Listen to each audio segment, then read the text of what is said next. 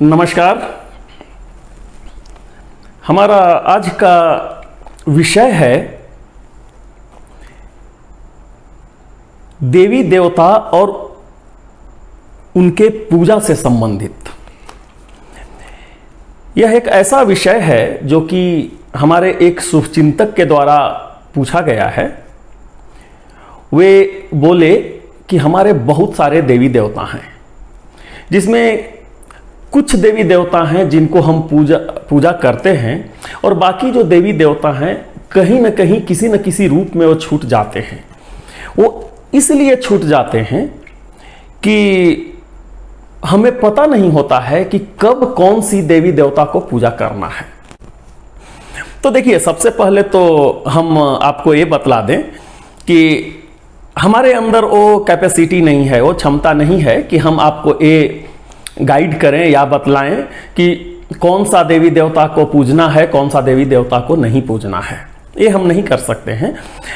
हाँ, हम थोड़ा बहुत जरूर हम ये हेल्प करेंगे ये बतलाने में कि ये कौन सा दिन या फिर कौन से तिथि को किस देवता को अगर हम पूजेंगे तो हमारा भला होगा।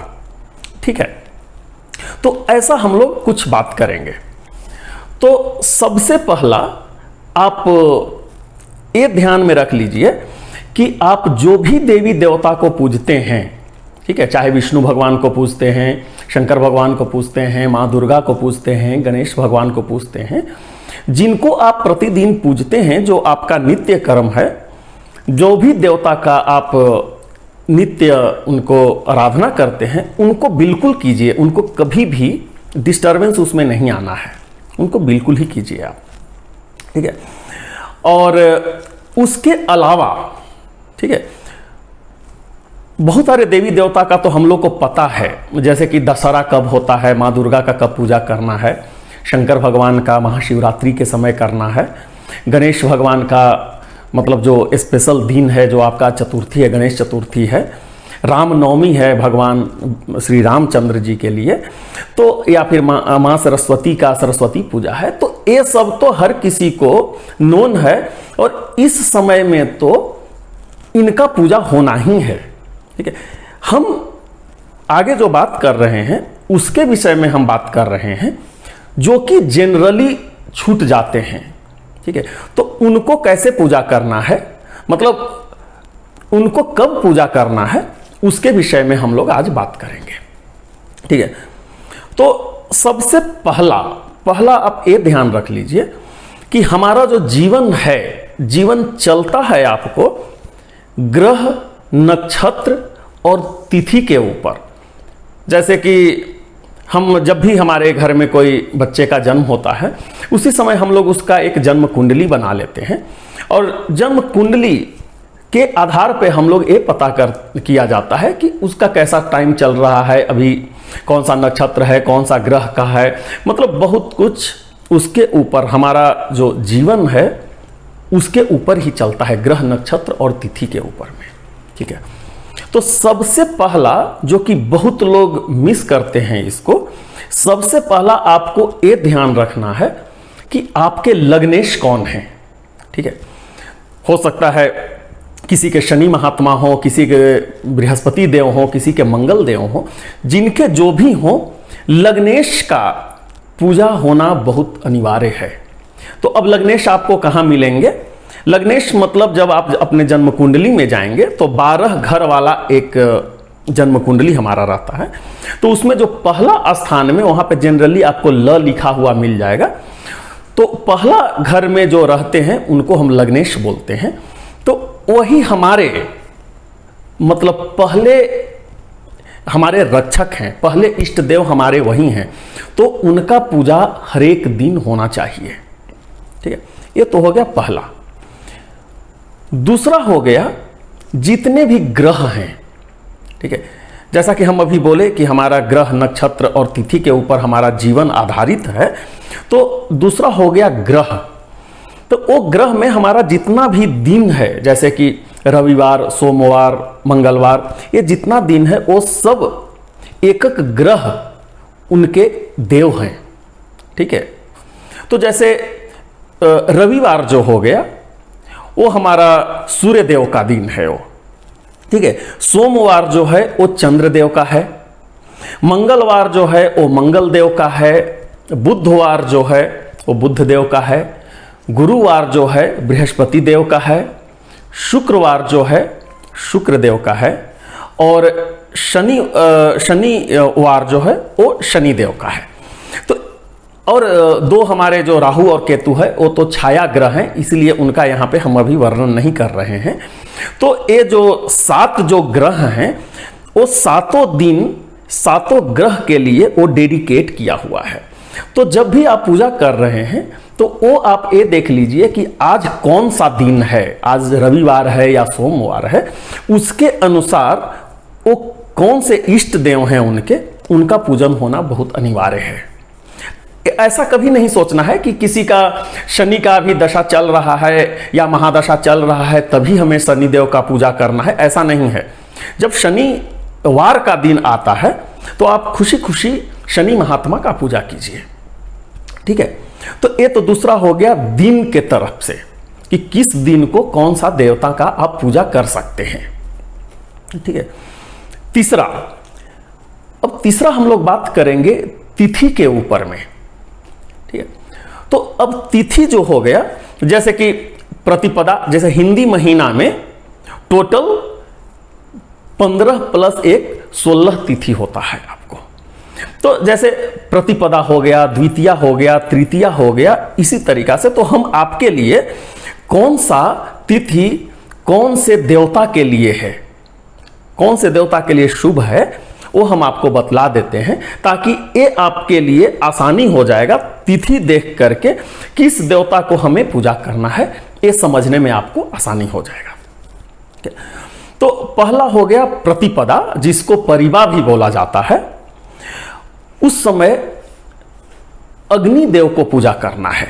जिस दिन आपका प्रतिपदा है वो अग्निदेव के लिए है, तो अग्निदेव का उस दिन पूजा होना चाहिए। दूसरा हो गया द्वितीया, तो द्वितीया के दिन ब्रह्मा जी का पूजा होना है, भगवान ब्रह्मा का। तृतीया, तीसरा दिन जो है उस दिन आपका कुबेर देव का पूजा होना है, कुबेर देवता का, ठीक है। जो चतुर्थी है, चौथा दिन जो है, उस दिन गणेश भगवान का पूजा होना चाहिए, ठीक। जो पांचवा दिन है पंचमी, पंचमी के दिन नाग देवता का पूजा होना है, ठीक है। छठा जो मतलब तिथि है जिसको षष्ठी बोलते हैं, उस दिन कार्तिकेयन, मतलब गणेश के जो भाई हुए, शंकर के जो पुत्र हुए, गणेश और कार्तिक, तो कार्तिकेयन, कार्तिक देवता का पूजा होना है, ठीक है। और जो सप्तमी है, 7वां जो दिन है सप्तमी, उस दिन सूर्य देव का पूजा होना चाहिए। 8वां दिन अष्टमी जो है, उस दिन महादेव शिव जी का पूजा होना चाहिए, ठीक है। जो नवमी है, ठीक है, तो नवमी के दिन मां दुर्गा का पूजा बहुत श्रेष्ठकर है, ठीक है। 10वां दिन जो है, दशमी जिसको बोलते हैं, वो भगवान यमराज के लिए है। बहुत लोग ऐसा सोचते हैं कि नहीं, यमराज को पूजा नहीं करना चाहिए, ऐसा नहीं है। दशमी बहुत श्रेष्ठ दिन है भगवान यमराज के लिए, उस दिन उनका पूजा होना चाहिए, ठीक है। 11वां दिन है जिसको एकादशी बोला जाता है, वह है आपको विश्व देवों, मतलब बाकी जितने भी देवता हैं, ठीक है, बाकी सारे देवताओं का उस दिन, विश्व के जितने भी देवी देवता हैं, वो सब के लिए उस दिन आप आराधना कीजिए, उनका आराधना कीजिए आप, ठीक है। जो 12वां दिन है वो हो गया आपका भगवान विष्णु का, द्वादशी जिसको बोलते हैं, उस दिन भगवान विष्णु का पूजा होना चाहिए। और जो 13वां दिन है त्रयोदशी जिसको बोलते हैं, वो भगवान कामदेव का भी पूजा होना है उस दिन। वो दिन जो है कामदेव के लिए वो डेडिकेट किया हुआ है, तो भगवान कामदेव का आपको त्रयोदशी के दिन पूजा होना चाहिए। अब जब हम 14वां दिन जब हम बात करते हैं तो उसको बोलते हैं चतुर्दशी। उस दिन फिर से भगवान शिव का पूजा होना चाहिए उस दिन। ठीक है। फिर पूर्णिमा, तो पूर्णिमा जो हो गया उस दिन चंद्र देवता का पूजा होना चाहिए। ठीक है। और लास्ट जो है अमावस्या, तो जो अमावस है उस दिन हमारे पितर देवता, पितर देवता का मतलब क्या होता है, जितने भी हमारे पूर्वज हैं जो अपना देह त्याग चुके हैं, शरीर त्याग चुके हैं, हमारे साथ नहीं हैं, वो पितृलोक में चले गए हैं, तो उनका जो पूजा पाठ का जो तिथि है वह है अमावस्या का। ठीक है। वैसे हम अमावस्या का जो तिथि होता है बहुत ही श्रेष्ठ होता है, और इसके ऊपर हम एक अलग वीडियो बनाने वाले हैं। अगला वीडियो हमारा अमावस तिथि के ऊपर ही होगा, तो उसमें हम ज़्यादा डिटेल में बात करेंगे ये पितर देवता और उनके पूजा पाठ के विषय में। ठीक है। तो ये हम बात किए जो यहाँ पे 16 जो तिथि हो गया टोटल, तो वो तिथि, हर एक तिथि के कौन से इष्ट देव हैं और किस तिथि में किस देवता का हम पूजा करेंगे जिससे हमारा भला होगा, ये अभी हम आपको बात कर चुके हैं। ठीक है। तो अभी तक हम लोग बात कर लिए आपका लग्नेश का, दूसरा हो गया दिन, मतलब नवग्रह का हम लोग बात कर लिए, इसके बाद हम लोग तिथि का बात कर लिए। अभी हम लोग बात करेंगे नक्षत्र के ऊपर में। ठीक है। तो अब देखिए टोटल 27 नक्षत्र हैं। 27 मतलब आप ऐसे समझने का कोशिश कीजिए, यहां पे चंद्रदेव धरती को मतलब 12 चक्कर लगाते हैं 354 दिन में। मतलब आप ऐसा समझ लीजिए कि 354 दिन में वो जितने भी आपके नक्षत्र हैं उस नक्षत्र में वो जाते हैं, घूमते हैं। तो अगर आप ऐसे देखिए तो 354 भागा अगर आप 27 नक्षत्र है अगर कर लेंगे तो आपको मोटा मोटी ये पता लग जाएगा कि चंद्रदेव एक नक्षत्र में आपको 13 दिन और करीब करीब 11 घंटा वहां पर रहते हैं वो। ठीक है। तो अब ये जो नक्षत्र जो हैं, जैसा कि हम पहले ही आपको बोल दिए कि हमारा जो जीवन है वो ग्रह, नक्षत्र, तिथि इसके ऊपर हमारा संचालित होता है। तो ये जो नक्षत्र हैं ये सब हमारी माताएं हैं। ठीक है। और ये चंद्रदेव की पत्नियां हैं ये। ठीक है। ये जितने भी माताएं हैं ये दक्ष प्रजापति के पुत्री हैं। वैसे तो दक्ष प्रजापति के 84 पुत्रियां हैं जो अलग अलग मतलब लोगों से के साथ उनका विवाह किया गया है। जैसे ये 27 जो उनकी कन्याएं हैं वो चंद्रदेव के साथ उनका विवाह हुआ। जो उनकी पुत्री सती जो हुई वो महादेव के साथ उनका विवाह हुआ था। इसके बाद फिर कश्यप ऋषि के साथ उनके पुत्रियों का विवाह हुआ, धर्मराज के साथ उनके पुत्री का विवाह हुआ है। तो ऐसे ऐसे करके उनके बहुत सारे 84 जो पुत्रियां हैं उनका सबका अलग अलग लोगों के साथ में उनका विवाह हुआ है। तो जो चंद्रदेव के साथ जिनका विवाह हुआ है, जो 27 नक्षत्र हैं, वे सब हमारी माताएं हैं। तो जब हम पूजा करते हैं तो उस समय हमको देख लेना चाहिए कि अभी क्या नक्षत्र चल रहा है, अभी जो चंद्रदेव हैं किस नक्षत्र में हैं, मतलब किस माता के साथ में हैं। तो उस माता का भी पूजा होना बहुत अनिवार्य है। तो वो 27 नक्षत्र कौन कौन से हैं वो हम आपको बतला देते हैं। ठीक है।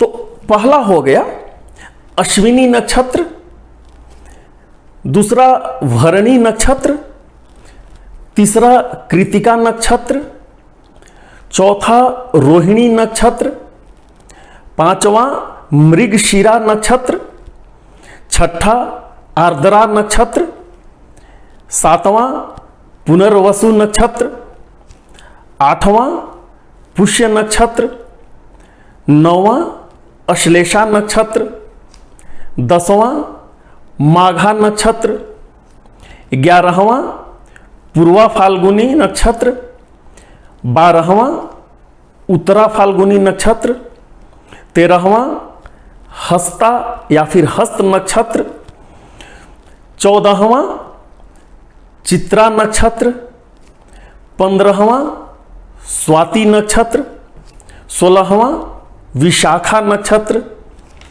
17वां अनुराधा नक्षत्र, 18वां ज्येष्ठा नक्षत्र, 19वां मूल नक्षत्र, 20वां पूर्वाषाढ़ा नक्षत्र,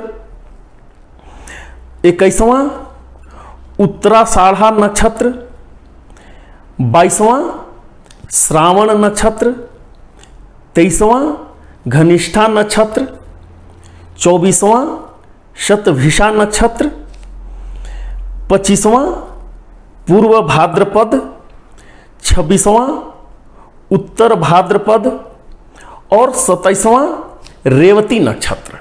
तो ये 27 टोटल जो हैं वो हमारी माताएं हैं। तो जब भी हमको पूजा करना है उस समय हमको देख लेना है कि चंद्रदेव अभी किस माताएं के साथ में है, किस राशि में, आपके किस नक्षत्र के साथ में है वो। तो सपोज कीजिए कि आज हमको किसी देवी देवता का पूजा करना है, तो आप ऐसा समझिए कि आज अगर बुधवार है तो उस दिन सबसे पहले तो लग्नेश का हम लोग करेंगे, वो प्रतिदिन करना है। लग्नेश जो है उनको हमको प्रतिदिन करना है। दूसरा, जो बुधवार अगर आज है तो हम बुद्ध देवता का आज पूजा करेंगे। इसके बाद हम देखेंगे कि आज का मतलब आपका तिथि क्या है। तो सपोज कीजिए कि आज द्वितीया है, तो द्वितीया जो है तो द्वितीया के दिन हम लोग ब्रह्मा भगवान का पूजा करेंगे, ठीक है। और फिर हम देखेंगे चंद्रदेव किस नक्षत्र के साथ में हैं अभी। तो अभी सपोज कीजिए कि वो मतलब हम उदाहरण के रूप में ले रहे हैं कि सपोज अभी अश्विनी नक्षत्र के साथ में है, तो वो माँ अश्विनी का आपको पूजा करना है। तो ये रहा हमारा किस दिन किस देवी और देवता का पूजा करने से हमारा भला होगा, हमारा उत्थान होगा। ये रहा हमारा आज का विषय, ठीक है। तो हम उम्मीद करते हैं कि हमारा ये वीडियो आपको पसंद आया होगा। और अगर आपके मन में कोई प्रश्न है तो आप अपना प्रश्न हमारे कमेंट सेक्शन जो है वहाँ पे जा कर के लिखिए, हम कोशिश करेंगे उसका उत्तर देने का। और हम चाहेंगे कि आप हमारा वीडियो को सब्सक्राइब कर लीजिए ताकि जब कभी भी हमारा वीडियो आए सर्वप्रथम आपके पास पहुँचे। तो हम बहुत ही जल्द आपके सामने एक नए वीडियो के साथ में हम उपस्थित होंगे। तब तक के लिए हम आपसे विदा लेते हैं। बहुत बहुत धन्यवाद। नमस्कार।